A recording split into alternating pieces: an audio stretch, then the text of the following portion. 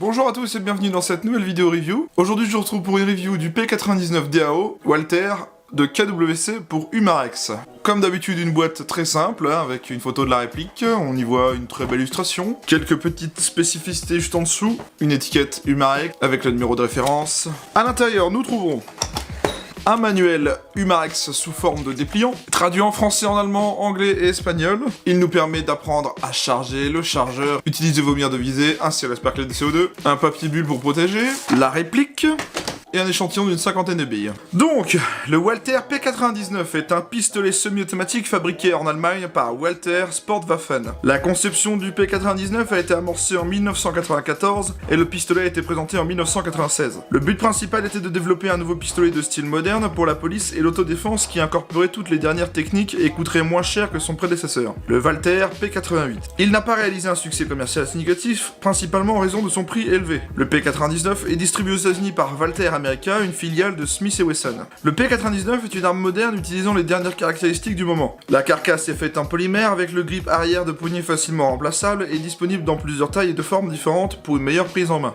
Les autres spécificités qui le caractérisent sont une platine sélective avec préarmement de la détente, un mécanisme de mise à feu modulaire, un coup-recul du canon oscillant sur rampe, un pontet carré, pas de marteau apparent, un mécanisme désarmant le percuteur et la culasse encastrée, une sûreté au choc automatique, indicateur de chargement et d'armement, une commande d'ouverture de chargeur ambidextre, une visée réglable et à contraste, un rail de montage pour laser ou lampe torche, et un traitement Tanifer de la surface de la culasse ainsi que les surfaces du canon. Dans la version Airsoft, la réplique du Walther P99 fabriquée par KWC et Humarex dispose d'une culasse mobile et fonctionne au CO2. Les principales caractéristiques de la réplique Airsoft, c'est qu'il dispose d'un hop-up fixe et qu'il est généralement peu onéreux. On va s'attarder à la réplique de plus près, on va commencer par les marquages. Ils sont assez bien faits, dans le sens où pour une fois on a le droit à des marquages gravés dans le matériau et non pas à la peinture blanche. Vous voyez le Walther dans la culasse, ainsi que le P99 DAO. Un petit marquage Karl Walther, petit marquage Airsoft assumé calibre 6 mm BB, le marquage Walther sur la poignée, de l'autre côté pareil.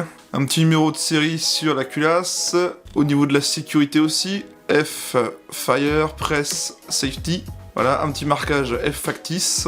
Au talon de chargeur, on a un marquage P99 DAO, calibre 6 mm BB Walther. Voilà donc pour les marquages. Bien, sur cette réplique, moi, je vais vous le dire tout de suite, cette réplique tape très fort. Hein. J'ai fait le test de tir avant, cette fois, parce que j'en avais déjà entendu parler. Je savais qu'il tapait à 2 joules, mais je voulais être sûr en FPS à la 0.20. Premier tir, on était dans les 100-130 FPS, si je me rappelle, vous verrez ça au test chronique juste après, mais premier tir avec une cartouche 9, 530 FPS, enfin, c'est énorme, hein. Ça sert à rien de jouer avec ça Airsoft, à part pour faire mal à vos potes, et encore, vous passerez pas au cronier, donc à part si vous êtes du genre à collectionner les répliques d'Airsoft, ou même pour vous faire plaisir chez vous tranquillement, hein, sans tirer sur quelque chose, ou du moins juste une cible non humaine ou non vivante, si j'ai envie de vous dire. Il a été utilisé par 007, je ne sais plus quel film, mais je sais que je l'ai vu dans James Bond, c'est sûr et certain. On va regarder comment elle fonctionne, pour ceux qui ne connaissent pas. On va commencer par tout ce qui est sécurité. Donc la sécurité sur cette réplique, elle va bloquer la queue de détente, je m'explique. Elle se trouve du côté droit, sous forme de petits boutons. Donc pour l'actionner, il faut appuyer dessus et le diriger dans l'autre sens,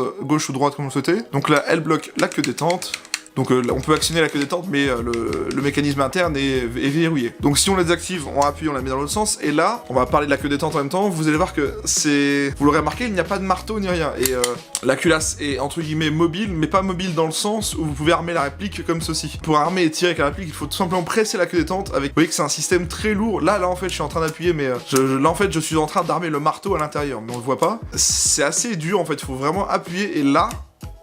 Vous avez le tir, vous avez vraiment le tir à la fin. Je ne sais pas combien de kilos de pression il faut exercer, mais c'est très lourd. C'est même plutôt chiant si vous voulez enchaîner le semi, mais bon. Donc voilà comment on actionne la sécurité. Donc comme je vous l'ai dit, il y a un semi-blowback, dans le sens où vous voyez bien que la culasse ne recule pas complètement. On n'a même pas d'ouverture de culasse, on ne voit pas le nozzle ni rien. Ça donne juste un effet sympa au tir, en fait, ça va quand même bouger avec le tir. Mais vous remarquerez déjà que rien qu'en actionnant la culasse, ça fait un peu un bruit de casserole. Vous voyez que si je fais ça,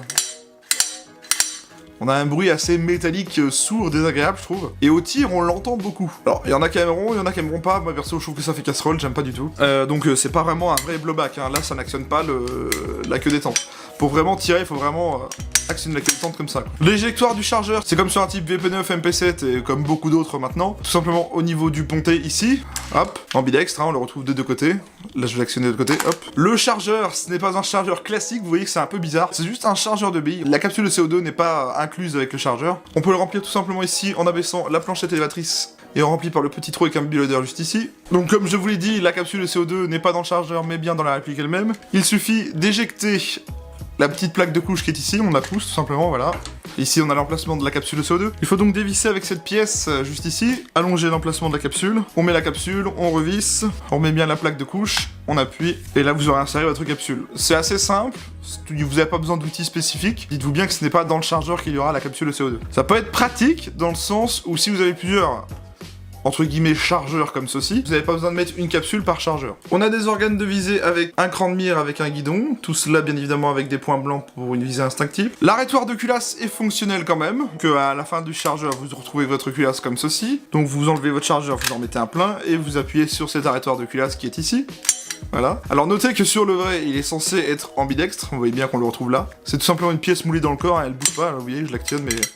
Là, je l'actionne de l'autre côté, mais elle bouge pas. Voilà, c'est factice de ce côté-là. On a un petit rail de 20 mm à l'avant pour une torche ou un laser. Bien, je vais maintenant vous parler des caractéristiques techniques de cette réplique. Alors, c'est une réplique qui utilise le mode de tir semi-automatique d'une puissance de 2 joules, annoncée à 460 fps à la 0,20, d'une longueur de 18,2 cm, un poids de 590 grammes. Le hop-up est fixe, elle est fabriquée en ABS et elle a une culasse métal. Le système est blowback, enfin j'ai envie de vous dire semi-blowback personnellement je trouve. Son chargeur est une contenance de 15 billes, c'est fabriqué par KWC pour Umarex. Donc voilà, j'ai fait le tour de la réplique, je vous propose de vous retrouver au test chronique, au test de tir, et je vous retrouve juste après pour le débriefing.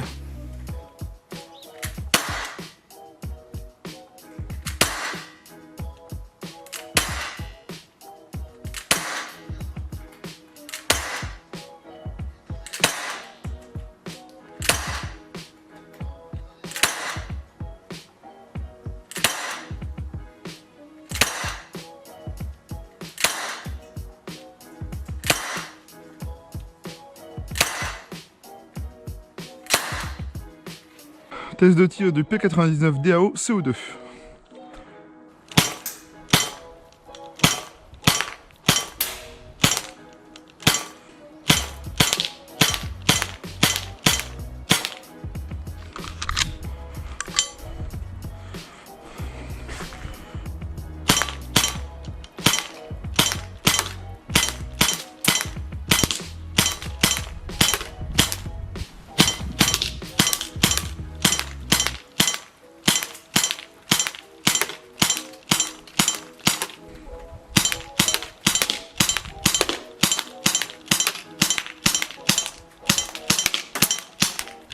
Bien, j'ai fait le test de tir. Personnellement, je trouve que la réplique est vraiment faite pour s'amuser chez soi, parce que de toute façon, vous avez des puissances bien trop élevées pour jouer en association, et ça m'étonnerait que vous rentriez sur le terrain avec cette réplique. Le hop-up fixe fait assez bien son taf, perso j'étais à la 0,20 et je pense qu'il faut jouer à la 0,20 avec. À la 0,20 c'est assez jouable, ça reste droit. Avec l'autonomie on peut faire quand même pas mal de chargeurs, j'ai remarqué qu'avec une capsule de CO2 j'ai rechargé à peu près 5 voire même 6 fois le chargeur, donc ça va quand même assez loin. Pour conclure, je dirais que c'est une très bonne réplique pour s'amuser chez soi ou juste avoir la réplique de l'arme, pour ceux qui voudraient collectionner éventuellement, parce qu'elle a quand même de véritables marquages, donc ça lui donne un aspect assez réaliste. Par contre, pour jouer à l'airsoft, c'est clairement pas le meilleur plan que vous puissiez avoir. La réplique tape bien trop fort et ça sera impossible de passer en assos avec ça. Cette réplique est en moyenne à vendre dans les 80€ sur les shops français, mon partenaire lui la vend 74,90€, et spécialement pour cette petite vidéo, il vous propose un code de 10% de réduction valable un mois à la sortie de cette vidéo, avec le code TEAMERP9910. Rentrez ce code avant de valider votre commande et vous appliquerez 10% de réduction sur cette réplique. C'est toujours sympa, ça fait une petite réduction si vous cherchez une réplique pas trop chère pour vous amuser chez vous, parce que si vous tirez sur quelqu'un avec ça, vous allez avoir très mal. Je tiens à remercier Guillaume de Gun & Target de m'avoir prêté cette réplique, sans lui cette vidéo n'aurait pas été possible, je vous invite à aller voir sa page Facebook et son site internet. Tout est dans la description, vous avez rien à faire. Quant à moi, je vous invite à vous abonner à cette chaîne, à aimer la vidéo et à commenter si vous avez une question, je réponds à tout le monde.